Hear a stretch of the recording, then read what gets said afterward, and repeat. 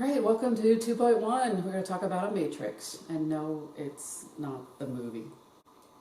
Information of a linear system recorded compactly in a rectangular array. A rectangular array of numbers. And the plural of matrix is matrices. So, a matrix. This is an example of what we call a coefficient matrix. It is a matrix which only contains the coefficients of the linear system.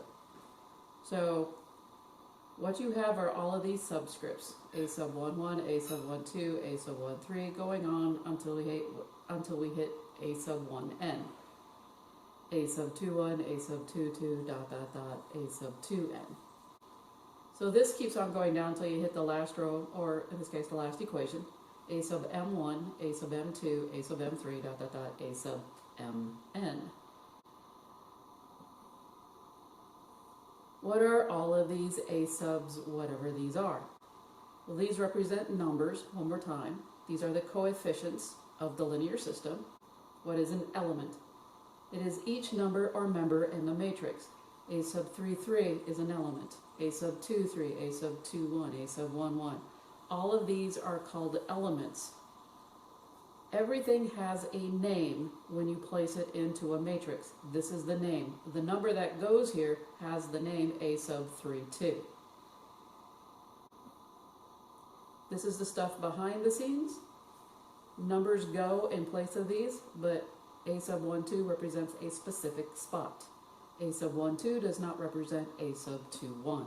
Notice they're in two different spots. The next thing we're going to talk about are the diagonal elements.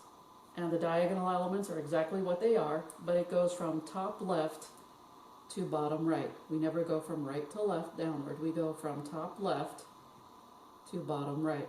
And if you'll notice, all of the diagonal elements have the same subscript. A sub 1, 1, a sub 2, 2, a sub 3, 3, all the way down to a sub n, n, depending on how large the matrix is. So the diagonal elements, one more time, are these elements right here, the diagonals from top left to bottom right. Now there is a second type of matrix. This one's along the lines of being used for what we call an expression. An augmented matrix is one in which it is of an equation. Now this matrix contains not only the coefficients, it also contains constants of the linear system. Now the reason why these have subscripts of only just 1, 2, 3 is because I only have one row or one column of constants. So I only need to call it b sub 1, b sub 2, b sub 3. So I only have one column of these constants. I don't need a second subscript for them. These, if I have more than one equation, I need to have subscripts a sub 1, 1, a sub 1, 2, etc. I need to have two of them. What is the deal with this line? This vertical bar or line divides the a's from the b's, and this acts like an equal sign. It separates the coefficients from the constants. The a's make the coefficient matrix.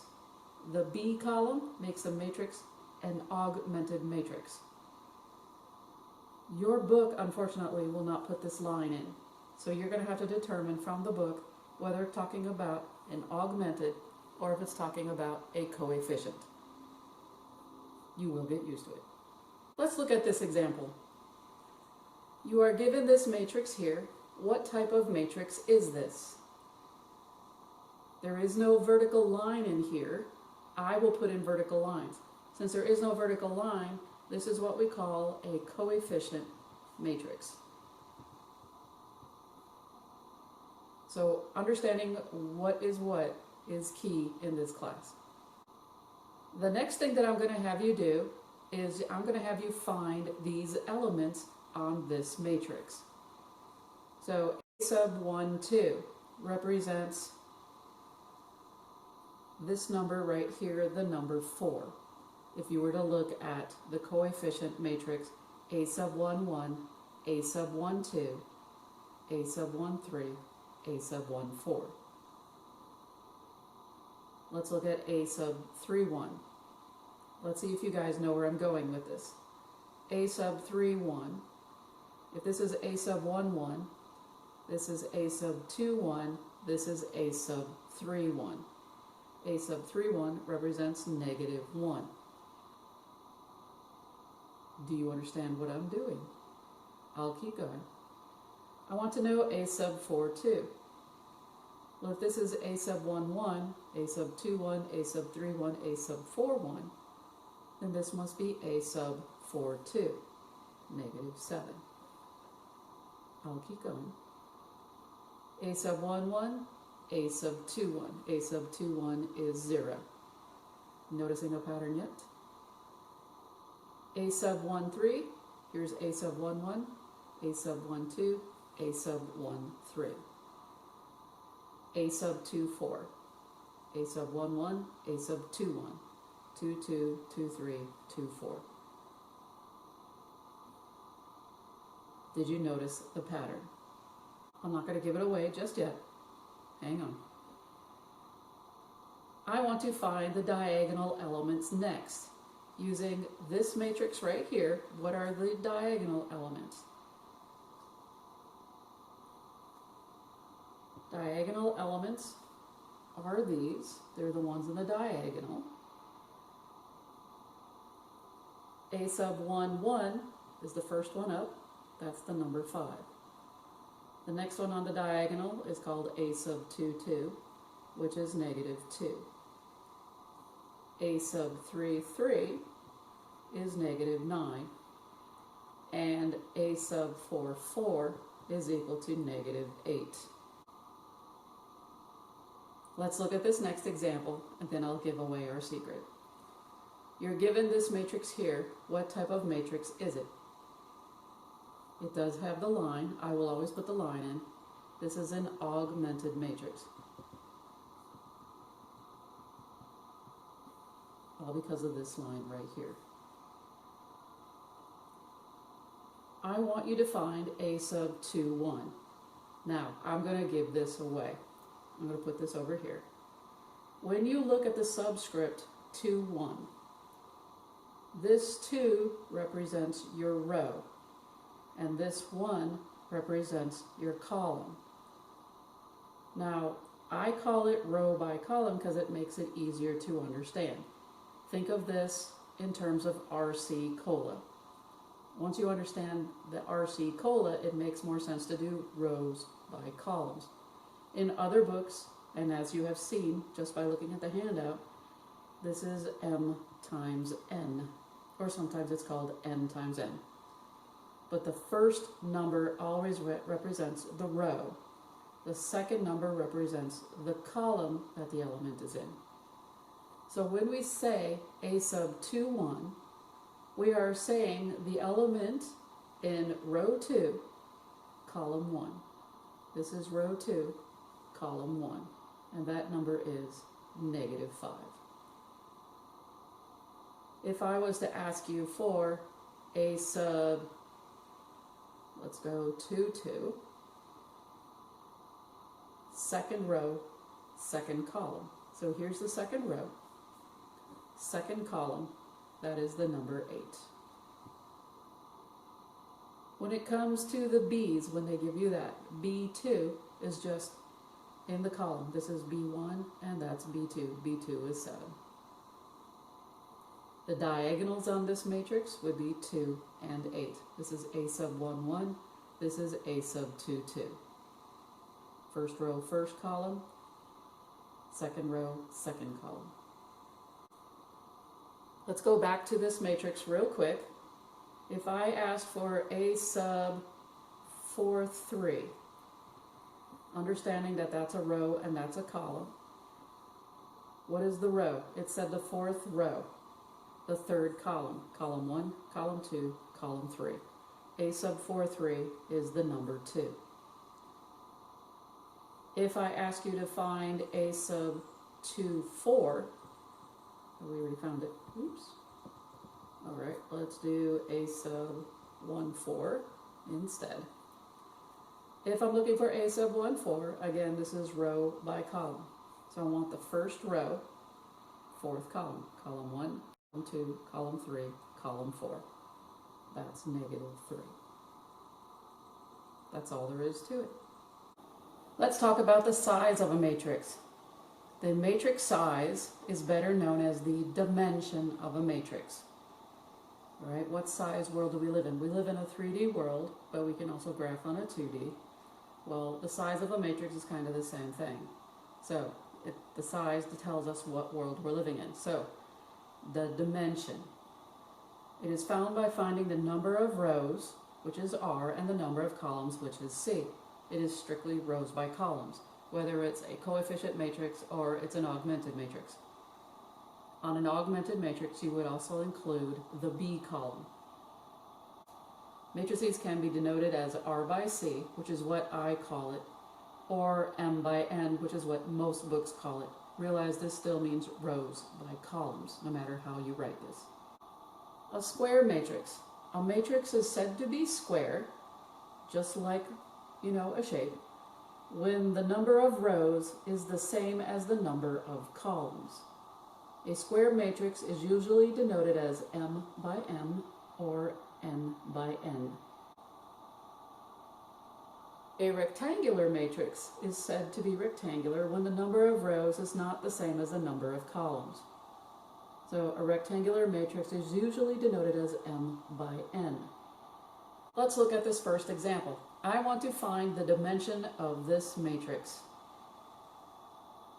Now, I have how many rows? Realize we're talking about rows by columns, and there's only one row. How many columns are there? 1, 2, 3, 4, 5. Sometimes it doesn't seem apparent, but that's all there is to it. So this is a 1 by 5 matrix. What about this matrix? What is the size of this one? Well, I have 2 rows and I have 2 columns.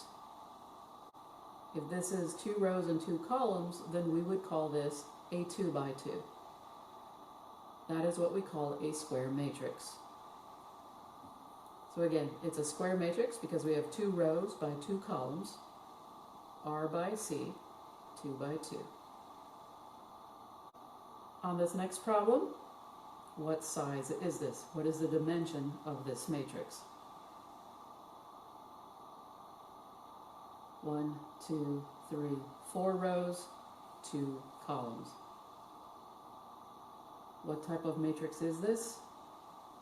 This is a rectangular matrix. So a rectangular matrix is when the number of rows does not equal the number of columns. Still, if we want to know the size of this, one more time, we had 4 rows by 2 columns. This is a 4 by 2.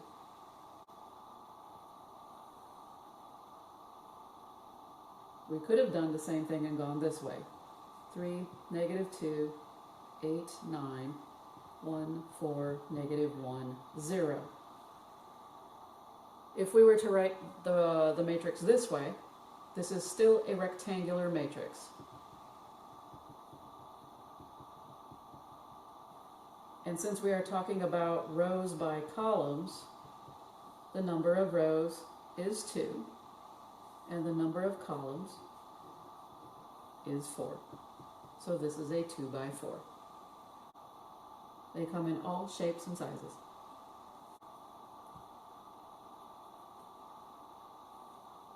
All right, your book is going to emphasize some other definitions such as triangular form. A matrix is said to be in triangular form when all the elements in each column below the diagonal elements are 0. Your diagonal elements are here. Everything below that must be 0 to be triangular form. This is a triangular matrix. All of the zeros are below the diagonals. And it doesn't matter if there's a 0 in the diagonal, who cares? We care about the numbers below the diagonals. These are all 0. Looking at this problem, we have a diagonal matrix, and it doesn't matter that it doesn't go all the way over here, that's fine. The diagonals are a sub 1, 1, 2, 2, 3, 3, 4, 4. This is not a triangular matrix because I have a 7 below this diagonal. If I have a number below the diagonal element, which is not 0, it's not a triangular form. A huge definition that we're going to see in linear algebra, Calc 3, and differential on up is a homogeneous system. A homogeneous system is a system of equations where the constant terms are all zero. So the constant terms being the B column, the entire B column is zero, even when simplified and everything's been moved to its proper place. Every homogeneous system of linear equations will be consistent, always. There are only two possibilities for its solutions. Either the system will only have trivial solutions, or the system will have infinitely many solutions, in addition to the trivial one. So if it has infinitely many solutions, understand that zero can also be another solution, but zero is not the only solution. It can be infinitely many, not just pick out the one solution of zero and call it good. What am I talking about? First off, before I begin to expand on what this tirade was, this is an example of a homogeneous system. My constants are zero.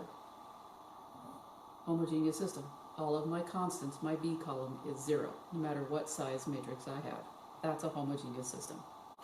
A non-homogeneous system, there would be numbers here for B1 and B2. Now, one of them could be zero, but there would be like a 5 here and a 0 here, or it could be like a 1 and a -2.